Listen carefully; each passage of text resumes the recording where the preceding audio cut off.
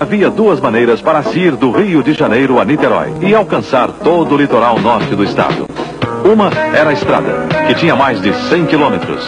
A outra, as barcas, que atravessavam lentamente a Baía de Guanabara. E o pior é que nenhum desses caminhos dava vazão ao trânsito carioca e fluminense. Até que o projeto de uma ponte, a maior de todo o hemisfério sul, saiu um dia do papel. E em janeiro de 1969, o que até então era um sonho, que para muitos parecia impossível, começou finalmente a se transformar em realidade. As limitações impostas eram muitas, tanto pelos aviões que sobrevoariam a ponte, quanto pelos navios que passariam por debaixo dela. Assim, a altura máxima não poderia ultrapassar os 72 metros. Mas a mínima também não deveria ser inferior a 60. E para evitar as águas mais profundas da Bahia, foi necessário fazer uma curva na ponte.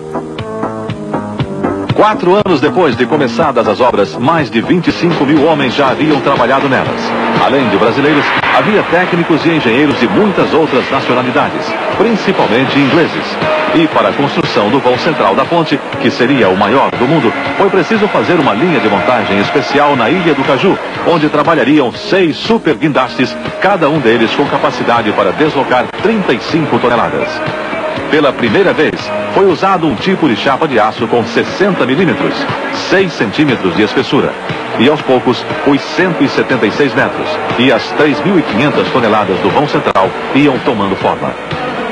Para ser levada ao lugar onde ficaria encaixada, a imensa estrutura foi levantada por 2 outros guindastes especiais.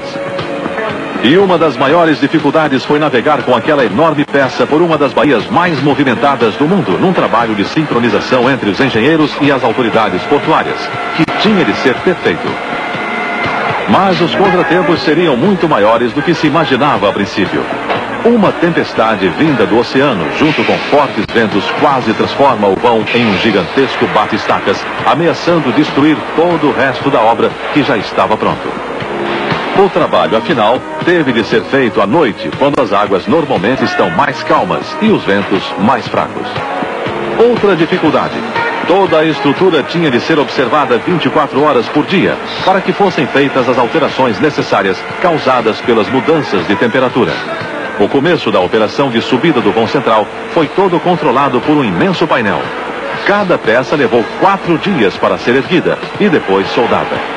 E com os navios passando por debaixo da ponte e os aviões por cima, o vão foi finalmente erguido lentamente do mar. No final de dezembro de 73, as operações terminaram. A ponte estava, enfim, com sua estrutura completamente pronta.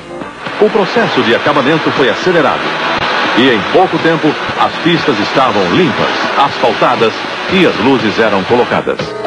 4 de março de 1974. A ponte Rio-Niterói, chamada oficialmente de Ponte Presidente Costa e Silva, é inaugurada pelo presidente Gastas Médici e pelo ministro dos Transportes da época, Mário Andreasa. Às 6 da manhã do dia seguinte, os pedágios foram abertos. E nas primeiras 24 horas de funcionamento, 37 mil veículos já haviam ultrapassado aqueles 13 quilômetros feitos de aço, cimento, asfalto e do trabalho incrível de milhares de homens